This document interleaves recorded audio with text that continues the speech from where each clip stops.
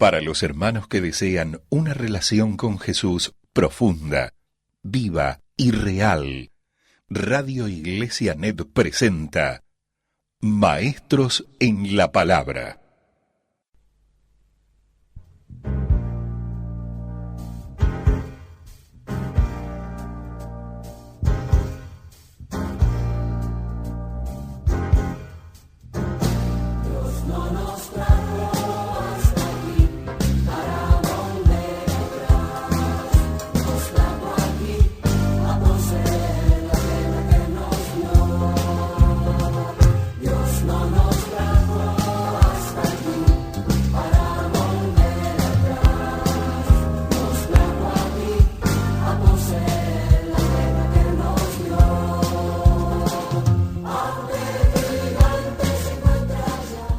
Sabido es que no hay cuerpo humano que pueda sobrevivir sin alimento, ¿no es así?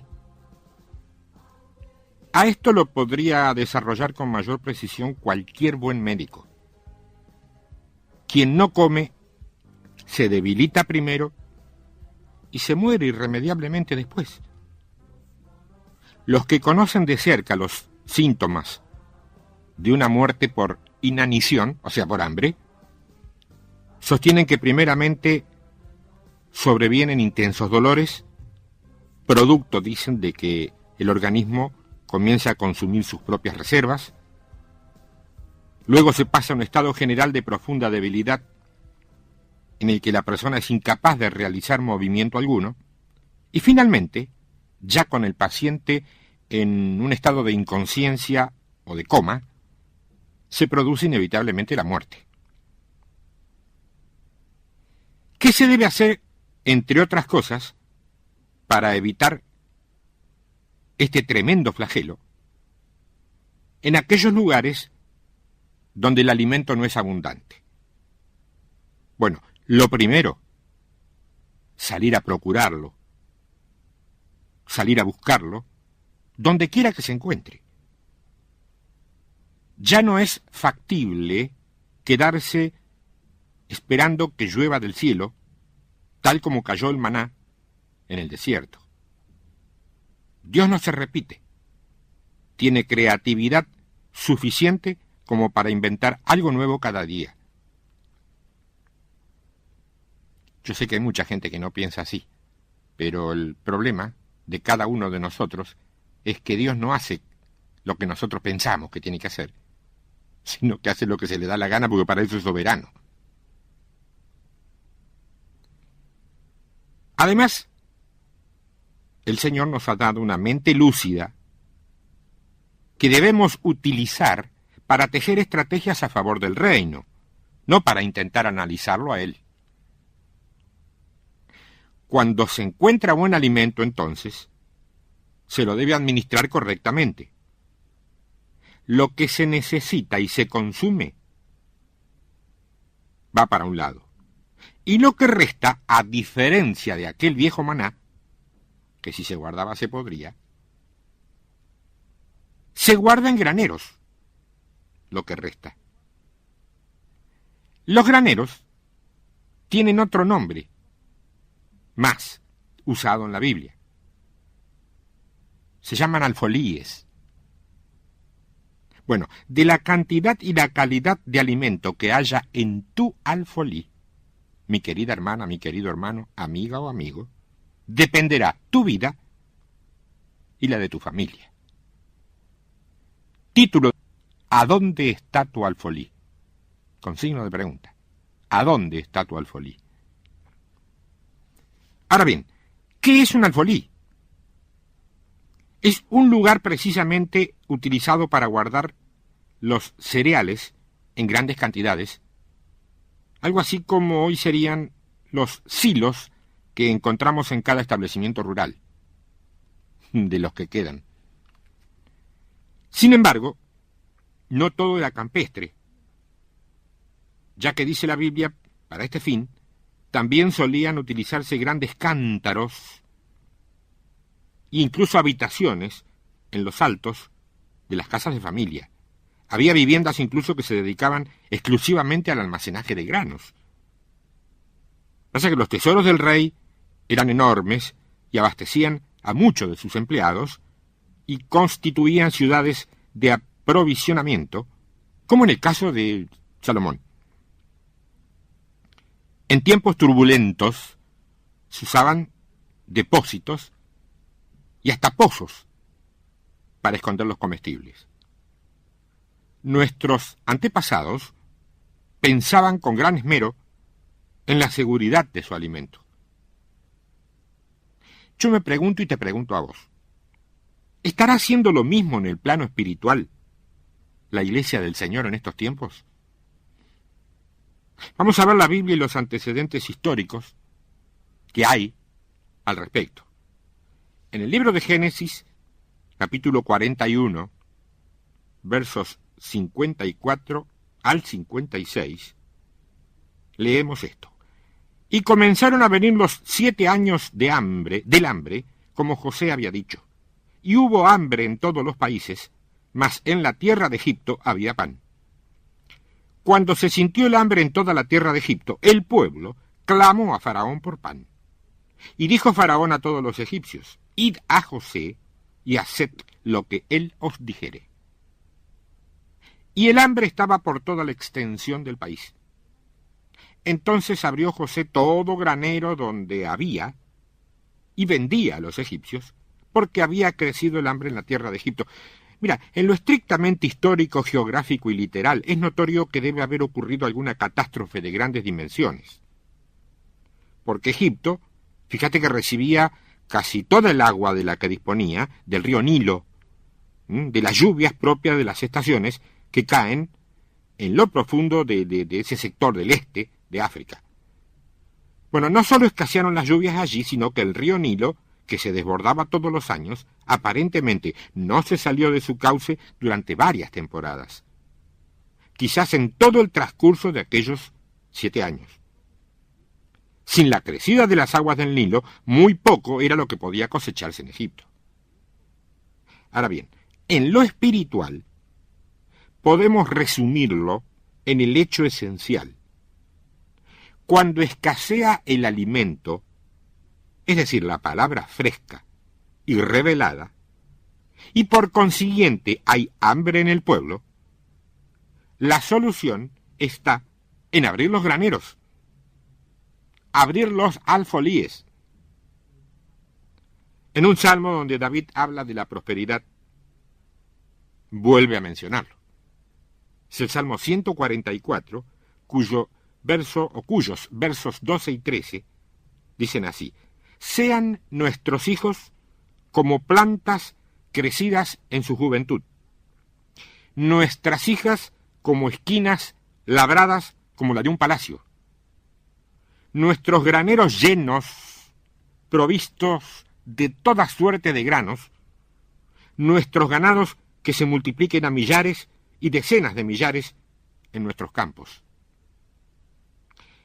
Esto nos dice que una iglesia próspera es aquella que guarda en sus graneros toda clase de granos, o sea, alta cantidad y calidad, fundamentalmente alta calidad en su alimento.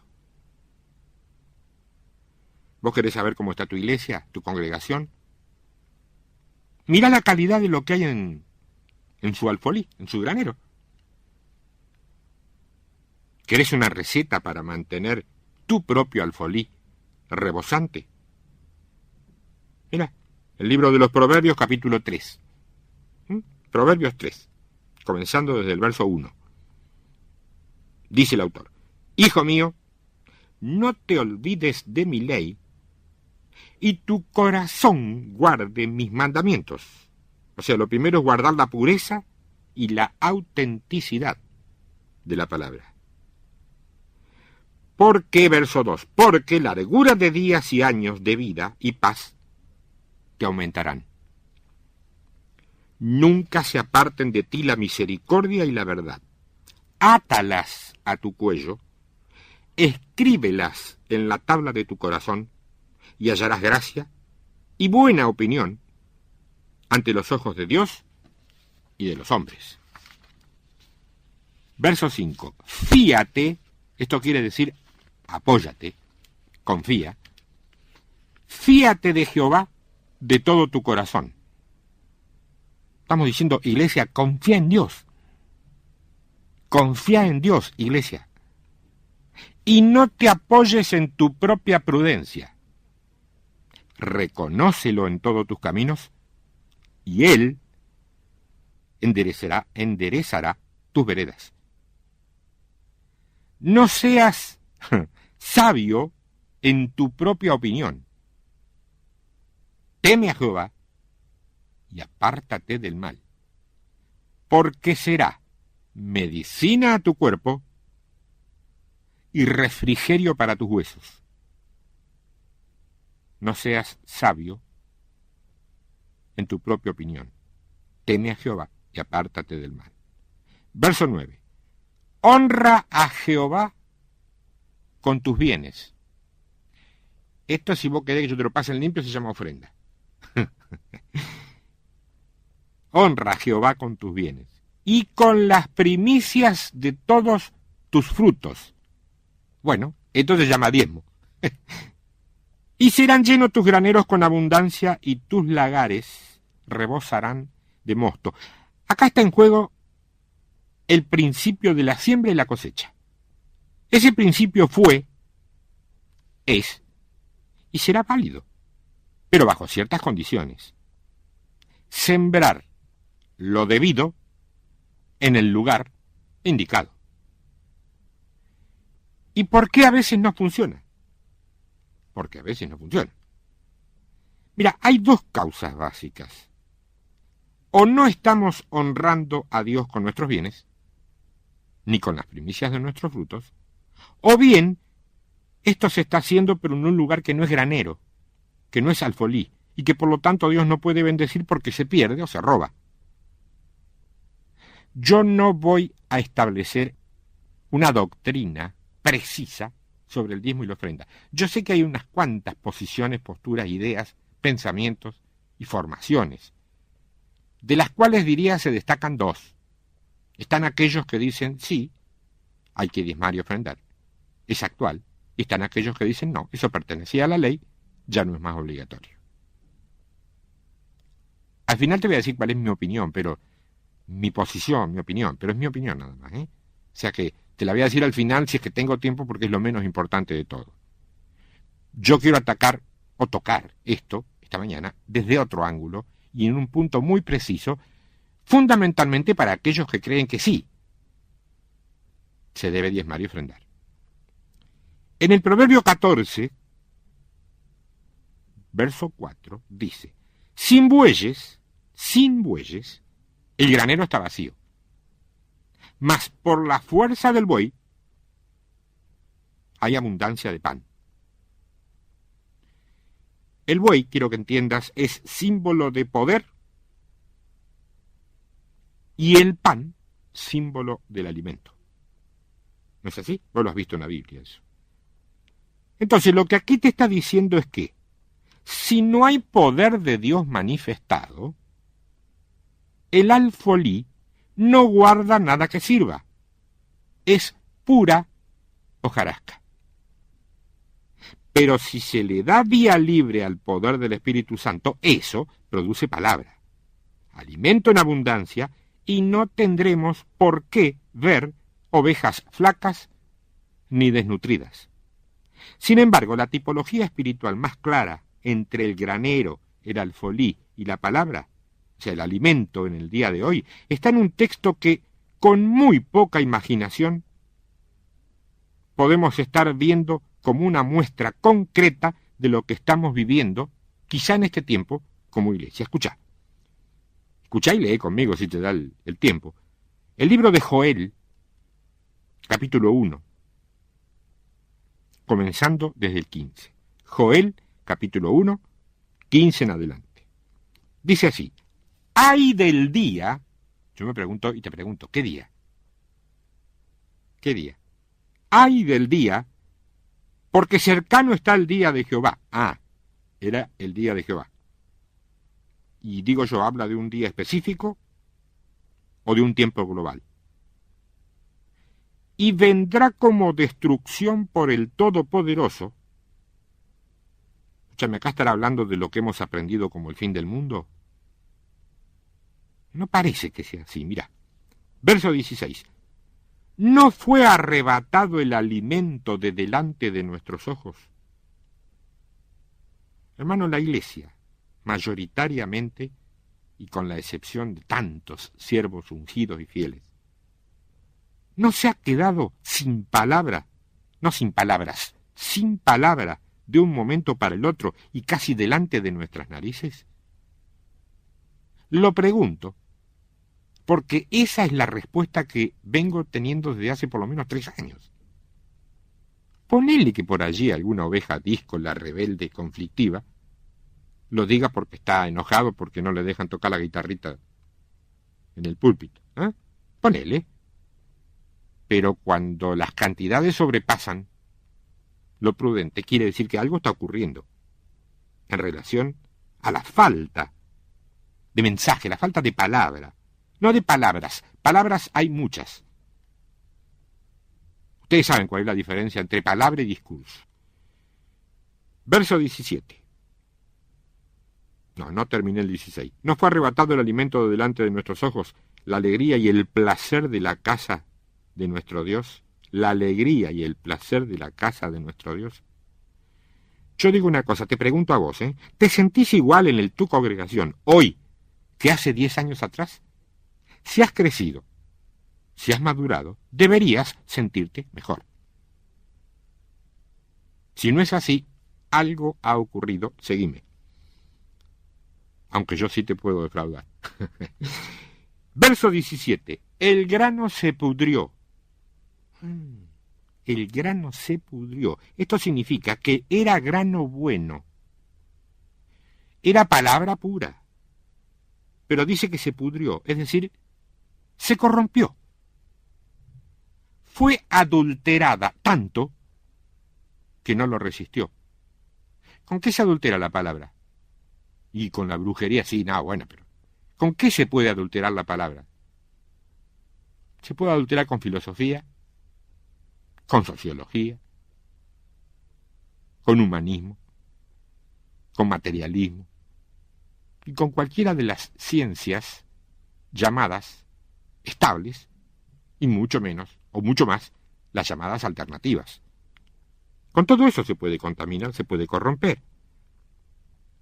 Debajo de los terrones, los graneros fueron asolados. De un momento para el otro, alfolíes que siempre habían tenido alimentos de primer nivel, ahora contienen pasto seco, flaco, pobre, o lo que es más grave, tóxico. Los alfolíes destruidos porque se secó el trigo. Mira vos. Dios dice que en un mismo lugar van a convivir el trigo y la cizaña. O sea, la semilla buena y nutritiva, junto con el alimento falso y tóxico. ¿Te acuerdas de la enseñanza de la cizaña? Bueno, aquí dice que el trigo se secó. Y si el trigo se seca en esa convivencia, ¿qué nos queda? La cizaña. Que no es la gente mala ahí que está por matar. No. La cizaña es el falso alimento. La imitación humana o humanista de la palabra. Y si es imitación, ya sabes dónde tiene la cuna. No me hagas que te lo diga para no hacer publicidad gratuita a nadie. Ahora bien, respecto a este día, en el que notoriamente el máximo padecimiento será la falta de palabra, hay referencias muy claras en toda la Biblia. En Jeremías capítulo 30, verso 7 dice: cuán grande es aquel día, tanto que no hay otro semejante a él. Tiempo de angustia para Jacob. Jacob es símbolo de la iglesia aquí. Pero de ella será librado. Esa es promesa. Con relación al alimento específicamente, vemos que en Isaías capítulo 3, los versos 6 y 7 dicen: cuando alguno tomare de la mano a su hermano, de la familia de su padre, y le dijere, tú tienes vestido, tú serás nuestro príncipe, y toma en tus manos esta ruina, él jurará aquel día diciendo, no tomaré ese cuidado, porque en mi casa ni hay pan, ni qué vestir. No me hagáis príncipe del pueblo.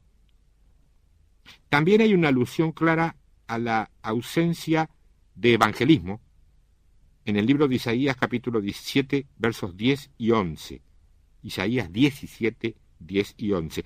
Porque te olvidaste del Dios de tu salvación y no te acordaste de la roca de tu refugio, por tanto sembrarás plantas hermosas y plantarás sarmiento extraño. El día que las plantes las harás crecer y harás que su simiente brote de mañana, pero la cosecha será arrebatada en el día de la angustia y del dolor desesperado. El tema de la siembra y la cosecha es conforme a lo que vos sembrás, es lo que vos recogés. Si vos sembrás semillas de margarita, no podés pretender que te salgan petunias, salvo que venga mezclado el sobre. Si vos subís en una higuera, no vas a encontrar ciruela, salvo que como en aquel viejo cuentito las tengas en el bolsillo. ¿Te das cuenta? Bueno, ¿qué estás sembrando? Y ya vamos a ver dónde lo estás sembrando. Porque depende la fertilidad de la tierra donde estás sembrando. Y lo que estás sembrando es lo que vas a cosechar. Es clarísimo eso. Habla toda la Biblia de que Dios comienza las cosas con una semilla y luego la reproducción va siempre en su especie, dice. Bueno, si vos sembrás la semilla A, lo que vas a cosechar es de la misma especie de la semilla A. ¿Qué estoy sembrando? En términos espirituales, yo preponderantemente a la vista. Enseñanza. ¿Sabés qué es lo que más cosecho? A partir de libros, video, casé, me manda todo el mundo que tiene algo dando vuelta por ahí, no sabe qué hacer, me lo manda a mí. Cosecho enseñanza. Más.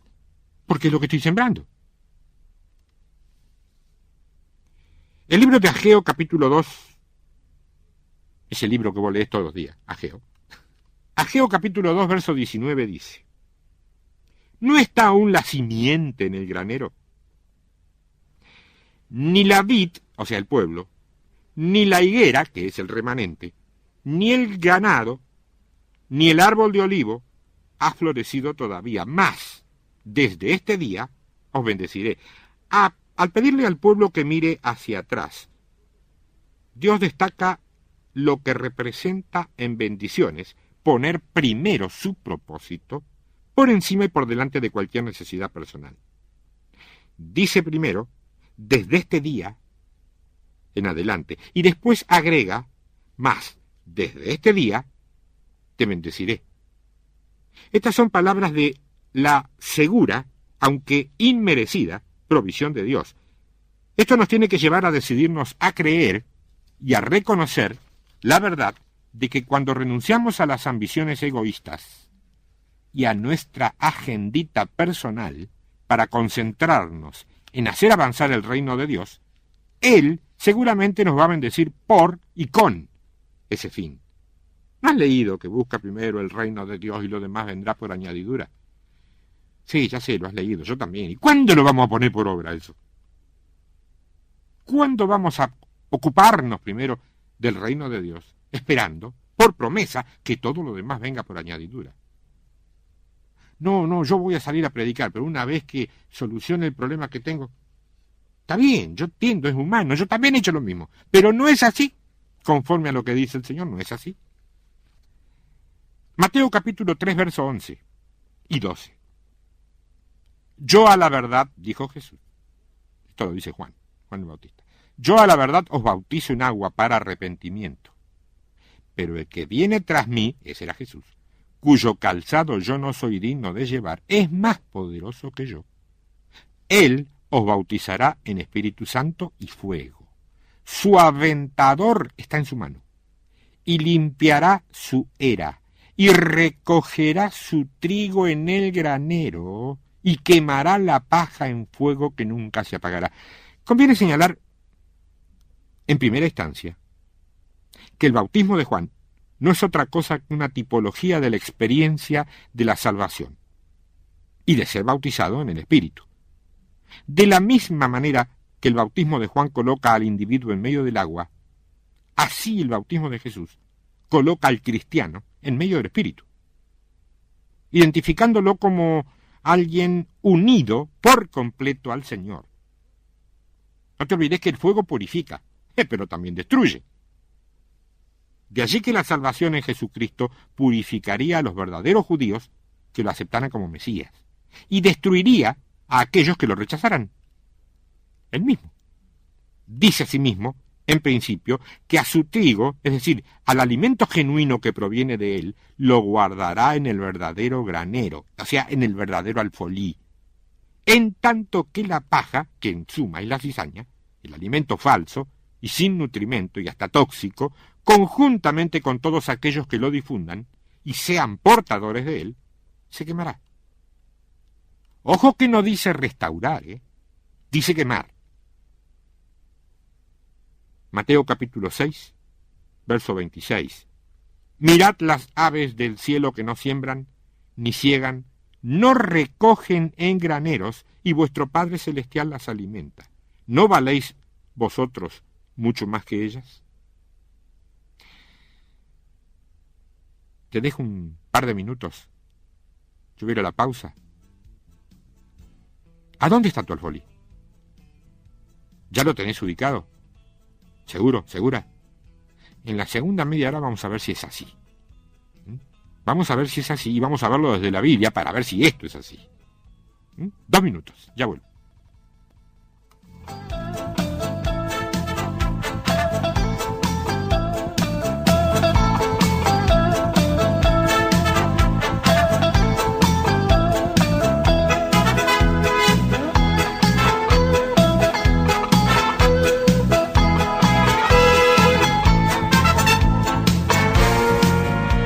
Radio Iglesia Net brinda enseñanzas que guían, edifican, exhortan y desafían a ser verdaderos discípulos de Jesús.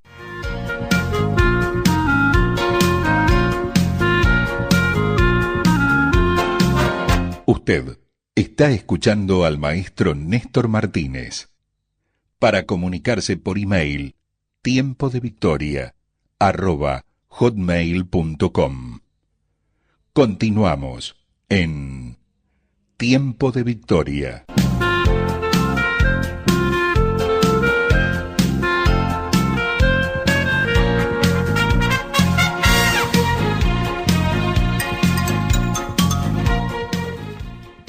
¿A dónde está tu alfolí?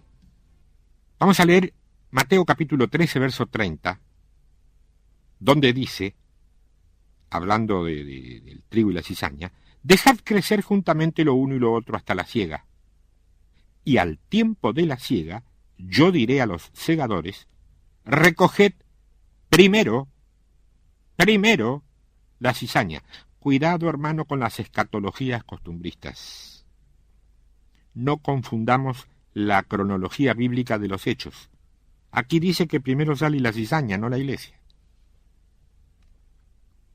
Y atadla en manojos para quemarla, pero recoged el trigo en mi granero. Toda palabra falsa, todo alimento nocivo sin proteínas espirituales que hoy se está ofreciendo como bueno, se va a derrumbar, dejando paso al verdadero, al divino que, como corresponde, es el que deberá formar parte del auténtico alfolí. En el Evangelio de Lucas, capítulo 12, versos 16 al 18, está este relato. También les refirió una parábola diciendo, la heredad de un hombre rico había producido mucho. Y él pensaba dentro de sí diciendo, ¿qué haré? Porque no tengo dónde guardar mis frutos. Y dijo, esto haré. derribaré mis graneros, y los edificaré mayores, y allí guardaré todos mis frutos y mis bienes. Acá hay algo que yo te invito a que anotes y recordes. Dice que él, en persona, figurativamente, porque no dice cómo lo hará, derrumbará todo falso o insuficiente granero, todo falso alfolí, que es el lugar donde se está almacenando alimento tóxico, alimento contaminado, y dice que construirá uno mayor. ¿Cuándo será esto? En el tiempo de la siega. Bueno, ¿querés que te diga algo? Este es ese tiempo. Mi querida hermana, mi querido hermano, lo estás viendo. No porque yo te lo diga, vos lo estás viendo. Yo hasta aquí he leído algunos, al menos, de los muchos textos donde la palabra granero, alfolí, están presentes. Unos más, otros menos. En mayor o menor medida, el sinónimo de granero y alfolí salta a la vista y queda en evidencia. Que tanto el granero como el alfolí son los lugares de la casa destinados a almacenar el alimento que, en épocas de baja cosecha, vamos a consumir. ¿Y cuándo viene una época de baja cosecha? Ya lo vimos, cuando hay sequía, desierto, aridez, cuando hay falta de lluvia, de bendiciones, de revelaciones. ¿Cuántos saben que la lluvia en términos bíblicos es el equivalente a las bendiciones? Ahora, si el trigo es el alimento bueno y el alimento bueno es la palabra ungida y pura, el alfolí entonces será aquel sector de la iglesia del Señor en donde se guarda el alimento espiritual para ser utilizado en aquellas épocas en que las bendiciones de Dios sean escasas y comience a verse el hambre en el pueblo. Allí es entonces donde podemos comprender la revelación que hay en el único verso que usa la palabra alfolí en el libro de Malaquías, histórico pasaje que ha dado origen a discusiones, polémicas, todo lo que vos quieras. Yo te lo voy a leer desde este ángulo. Malaquías 3:10. Traed todos los diezmos al alfolí y haya alimento en mi casa. Y probadme ahora en esto, dice Jehová de los ejércitos, si no os abriré las ventanas de los cielos y derramaré bendición hasta que sobreabunde. Mira, si hay un versículo usado, predicado y abanderado en nuestro pueblo, ese es este versículo. ¿Y qué es lo que dice linealmente? Dice que nuestra obligación legal es traer todos los diezmos al alfolí, al granero, al lugar donde tenemos almacenados nuestros alimentos. Como consecuencia de ese paso de obediencia, que no se nos pide porque Dios necesite nuestro dinero, sino para darnos una posibilidad de obedecer, Dios dice que prosperaremos dando lugar a la ley de la siembra y la cosecha. Dios lanza un desafío acá, teniendo muy en claro que lo último que se convierte en un hombre suele ser su bolsillo. Bueno, Él dice que lo probemos en esto, que no nos quedemos con lo que nos parece, que Él admite esa prueba, que no hay problema, y que prestemos atención para ver si no es cierto que Él va a abrir las ventanas de los cielos y que va a derramar bendiciones hasta que sobreabunde.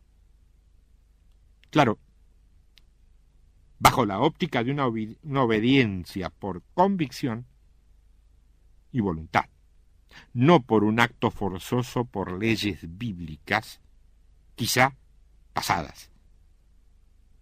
Estamos en la gracia, estamos en la gracia. No estamos bajo la ley, yo tampoco estoy bajo la ley. Pero usted diezma, sí, pero no porque la ley me lo obligue, sino porque el Espíritu me lo demanda así. Y yo obedezco al Espíritu Santo. Y lo que doy, lo doy con alegría, con esperanza y con la tranquilidad de estar obedeciendo para una promesa, no la ley, una promesa. Porque la ley pasó, fue cambiada por la gracia, es cierto. Pero la promesa es inmutable. Esta promesa que hay en Malaquía no se mueve, es así. Nadie te dice que lo hagas. Lo que sí se te dice es qué puede ocurrir si lo haces. Es bastante usual cargar de culpas a la gente, diciendo, si usted no hace esto, usted va... No pasa por si usted no hace. Pasa por si usted hace. La palabra sobreabunde, que se lee aquí, en este verso, es la palabra dai, D-A-Y, dai. Y significa ¿qué? Suficiencia, plenitud, o sea, una cantidad lo suficientemente grande, algo inconmensurable. Son todas acepciones de la palabra dai, que va como sobreabunde. Esta palabra, dai, aparece cerca de 40 veces en el Antiguo Testamento, y por primera vez en el capítulo 36 del libro del Éxodo, donde se refiere a una ofrenda voluntaria de oro y otros objetos. El pueblo, dice allí, ofrendó de una manera tan dadivosa que las Escrituras describen su ofrenda como más que suficiente. Dai, sobreabundante. Dai también se encuentra en el título de una famosa canción de agradecimiento de la Pascua titulada Dayenu, Dayenu, que significa sería suficiente para nosotros. Cada verso relaciona algo que Dios hizo por Israel en el Éxodo y concluye diciendo que si hubiera hecho solamente eso y nada más, habría sido suficiente para nosotros igual. ¿Y qué es el diezmo? Según muchos hermanos muy dolidos por las también muchas cosas feas que han visto dentro de algunas congregaciones, porque el mundo no diezma. Claro, el mundo no diezma voluntariamente, pero un porcentaje de los impuestos que paga, cuando los paga, se derivan a una iglesia. Bueno, estos hermanos dicen que es un mandamiento de la ley de Moisés utilizado hoy, cuando estamos bajo la gracia, en beneficio de ciertas personas, de pronto autoproclamadas líderes. Sí, a veces es así, pero por supuesto, tampoco es tan así. Ya leímos que en Proverbio 3 dice que debemos honrar a Dios con nuestros bienes y con las primicias de todo nuestro fruto, y que sólo así nuestros graneros serán prosperados y rebosarán de mosto, que hoy es la revelación fresca, y yo lo puedo decir con la total autoridad y tranquilidad que no tengo ningún lugar donde alguien tenga que poner más de lo que pone o poner algo. Cuando te lo dicen en tu congregación, es sí, claro, se queja el pastor porque no... Yo no tengo ningún interés personal en esto. Te lo digo desde la palabra, como te digo, cada cosa. También es real que mucha es la gente que indudablemente está incapacitada de cumplimentar esto a partir de su propia pobreza. Una pobreza que en muchos casos puede ser producto de una desobediencia a la palabra, pero que también tiene que ver con estructuras humanistas que hoy por hoy gobiernan al mundo y lo oprimen. Bueno, esta desobediencia se manifiesta de varias maneras. Una de ellas, dice la Biblia en la ley, era robarle a Dios. El texto de Malaquía nos dice, 3:10, nos dice claramente que aquellos que retienen sus diezmos y ofrendas le están robando a Dios, no a una congregación y no a un grupo de hombres, a Dios. Como consecuencia de esa decisión, se privan a sí mismos del cumplimiento de una promesa de bendiciones hasta que sobreabunden. Cuando se cesa de diezmar, lo que se está violando es la ley.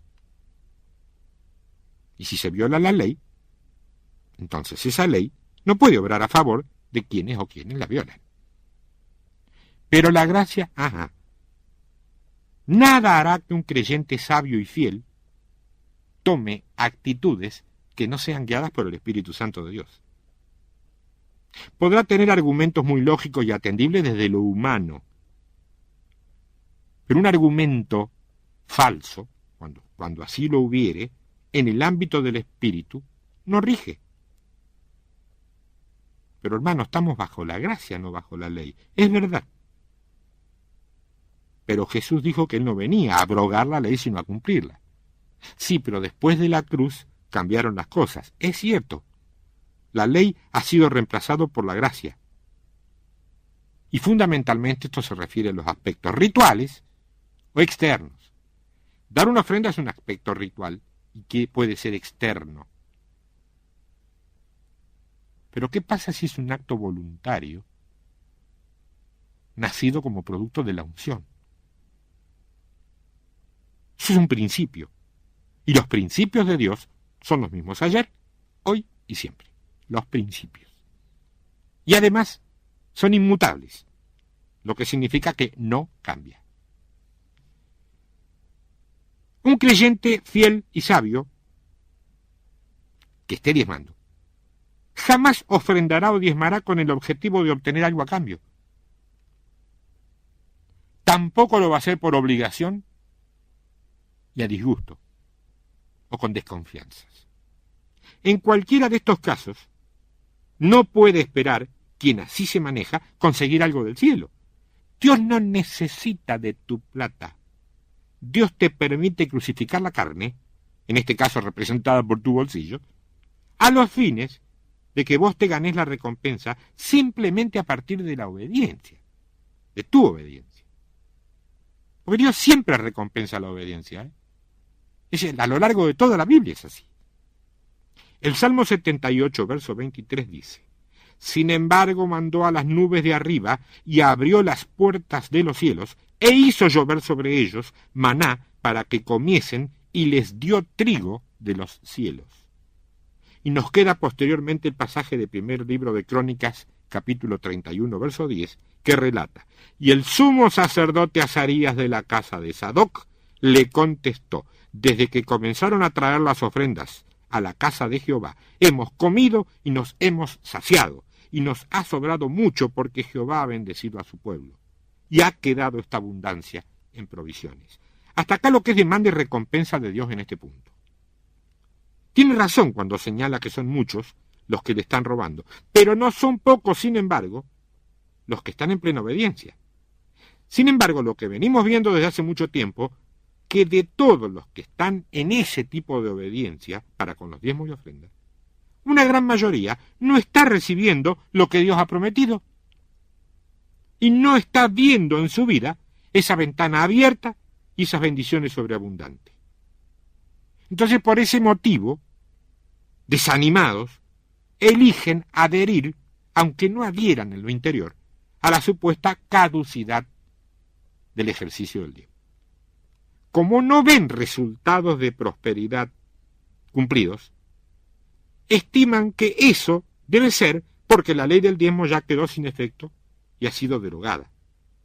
Para colmo de males, algunos manejos turbios, que por ahí alguno ha hecho, y de pronto hacen de esos diezmos, ha llevado a mucha gente a emparentar ambas cosas, además de la cargada del mundo, que nos ridiculiza o ridiculiza al pueblo a partir de eso.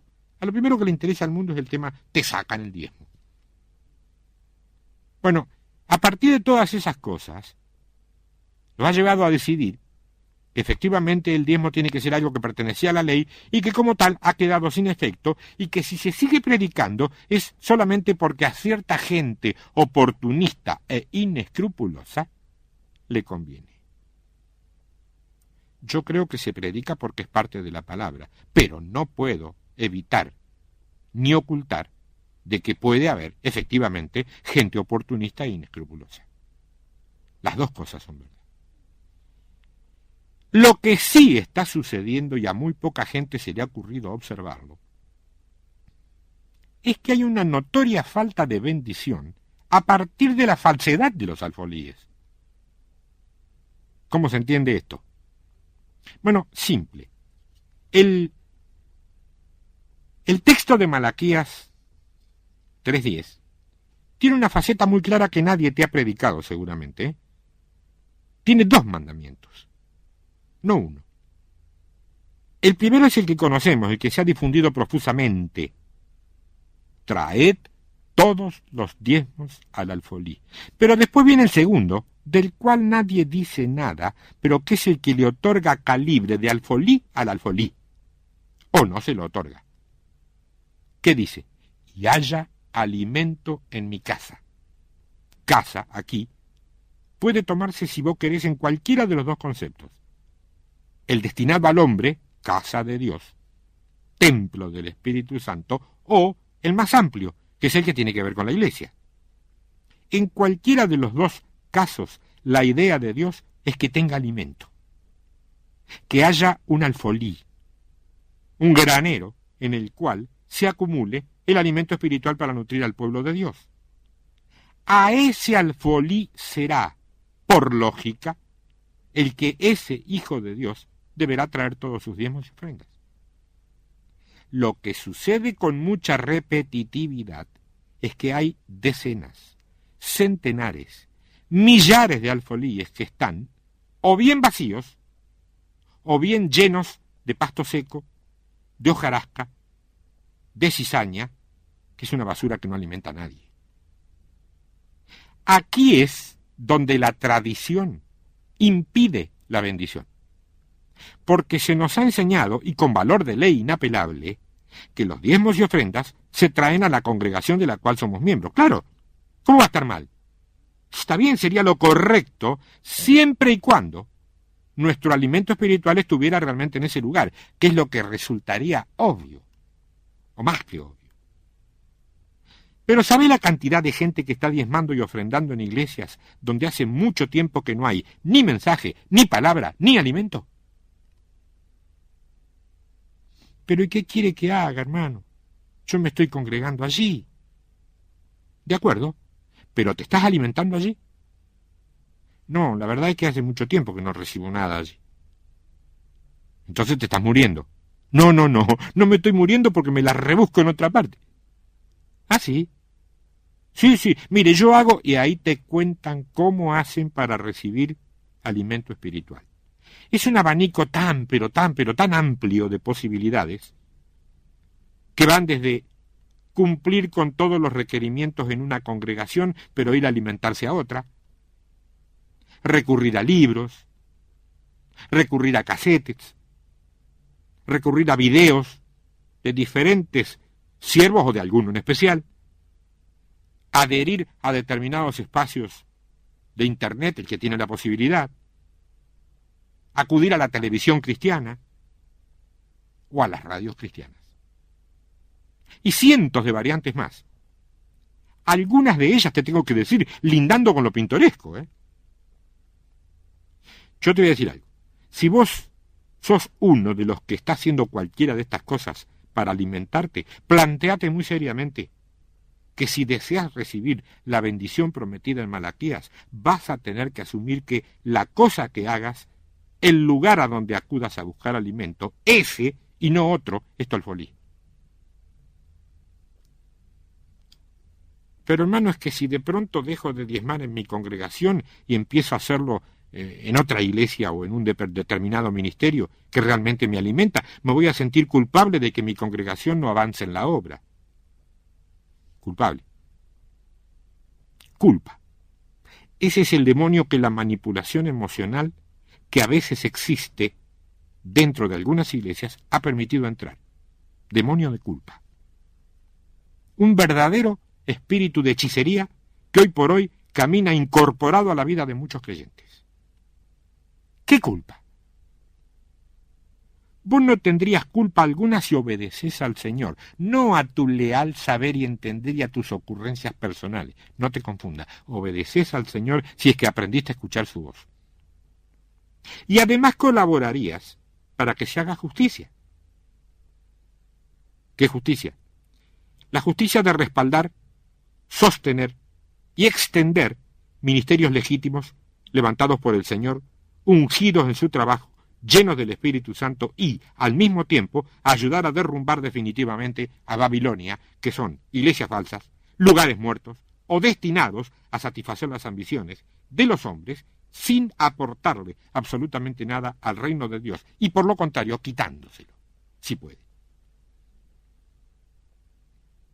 Y una final que responde a una consulta que muchos me han hecho, Muchos. La iglesia del Señor trae sus diezmos y ofrendas al alfolí. Jamás la Biblia ha dicho que el alfolí sea el que tiene que salir a buscarla. Es que se hace para que yo no me tenga que molestar. Basta, basta, basta, basta. Lleva tus diezmos y ofrendas al alfolí. Eso no es molestia, es un privilegio más de la adoración. Está bien, de acuerdo. Entiendo, hermano. Pero ¿y si la gente no lo trae? Si alguien no lo trae, no es iglesia, es visita. Ah, pero y hermano, y si es iglesia y de todo modo no lo trae, entonces no es iglesia, es confusión, enojo o resentimiento. Y en definitiva es montón. Porque el diezmo y la ofrenda, visto desde el ángulo del estudio, del espíritu y de la gracia, no de la ley, es un acto de adoración y amor total y absolutamente voluntario a partir de dar para recibir, clásico, histórico nuestro. Y a partir también de una decisión íntima y personal, pero por convicción, no como el pago de la cuota social y mensual de un club llamado iglesia. Mucho menos como el pago de una entrada para escuchar un mensaje, unas cuantas canciones, algunos de esos versitos que a veces sí le dan lugar al hermanito para que no se ofenda y pueda decir algo. ¿A dónde está tu alfolí? Simplemente es necesario que te lo plantees, que reflexiones, que te olvides de la palabra culpa, que solamente si vos querés tengas en cuenta la palabra compromiso, obediencia. El reino de Dios, dicen, es al revés. No, no es al revés. El que está al revés es el mundo. El mundo te dice, pon en plazo fijo, quédate en el corralito, pon el plazo fijo y vas a ahorrar y vas a tener. El reino de Dios te dice, da. Si querés tener, da. ¿Te das cuenta que es al revés? Eso es lo que te tiene que llevar a la reflexión. Olvídate de las polémicas doctrinales, si corresponde, no corresponde, a mí me frega, como dice en italiano, me frega si es de la ley o de la gracia. Yo tengo una convicción y soy fiel a la convicción en obediencia a la promesa, no a la ley. Porque la promesa yo sé que está vigente. Y funciona, Pero claro, en alfolí. Yo tengo mi alfolí, como familia. ¿No te interesa a vos cuál es? ¿Vos tenés tu alfolí? ¿Es alfolí tu alfolí? ¿O es tradición? ¿No sería tremendamente gozoso que en términos de, ¿qué te digo?, 4, 5, 10 años, lo que quede en pie solamente sean las iglesias, los ministerios o lo que fuera que han sido levantados por el Señor, que están ungidos, que tienen palabra, que tienen mensaje, que tienen obra, que tienen todo lo que viene de Dios, y que fueran derrumbadas todas las iglesias muertas? Eso todavía no se ve. ¿Sabes por qué? Porque muchos confundidos de alfolí están sosteniendo iglesias muertas. Mientras tanto, se están alimentando de otro lado. Eso es normal. Vos podés vivir en tu casa, ir a comer a la de tu vecino y no pagarle nada.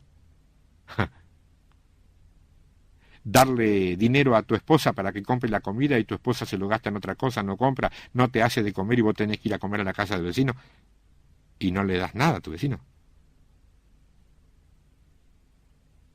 Es un ejemplo doméstico, casero, excéntrico, pintoresco si vos querés. Pero no es cierto, che. No es real. Y si es real en lo cotidiano, en lo natural, en lo mundano si vos querés, ¿por qué no va a ser real en lo espiritual? Si el mundo, o lo mundano, vos sabés muy bien que es una copia, una imitación tergiversada de lo espiritual. El diablo con el mundo hizo eso, tergiversar la voluntad de Dios y convertirla en pecado a favor de las mentiras que tira. Pero, y escúchame, el ámbito espiritual sigue lo mismo, ¿eh? ¿A dónde está tu alfolí? ¿Es tu alfolí? Yo quisiera que vos estés orando muy específicamente por eso. Yo no te digo qué tenés que hacer. Te di palabra nada más. El que te va a decir lo que tenés que hacer, cómo tenés que hacerlo y dónde tenés que hacerlo, es el Espíritu Santo. Cuando vos obedezcas la voz del Espíritu Santo de Dios, es cuando los principios espirituales pueden compaginarse con las promesas espirituales. Pero si a las promesas espirituales vos pretendés cumplirlas con decisiones tradicionales, no hay nada que ver entre la tradición y el espíritu. Nada que ver. Hay tradiciones que son muy buenas, las seguimos, magníficas, bien intencionadas, plausibles y aplaudibles. Pero el ámbito espiritual no se guía por las tradiciones, se guía por la palabra. Dice que conocerás la verdad y la verdad te hará libre. ¿Qué te hace libre? La verdad, no el conocimiento de la verdad. La verdad puede andar dándote vueltas a tu alrededor 20 años y vos podés llegar a no conocerla nunca. El día que sí conoces la verdad, ahí tenés libertad. Y la libertad, mi querida hermana, mi querido hermano, lo último que podría tolerar es a ese demonio llamado culpa. ¿Entendés lo que te quiero decir? Estoy en el correo electrónico tiempodevictorias@hotmail.com si querés aportar algo o consultar algo más largo, si tenés la forma. Y si estos mensajes te son de bendición y querés que algún familiar tuyo que está en el exterior reciba de lo mismo, recomendale iglesia.net y ahí encontrarán más de lo mismo. Dios te bendiga. Y espero y oro para que realmente estés, de momento que sos alguien que está diezmando y ofrendando. Si no lo sos, orá para que el Señor te muestre qué tenés que hacer.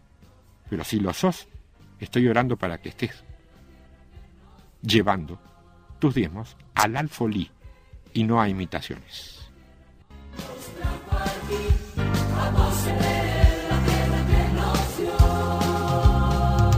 Desde la web, para todos los cristianos del mundo, transmite Radio Iglesia Net.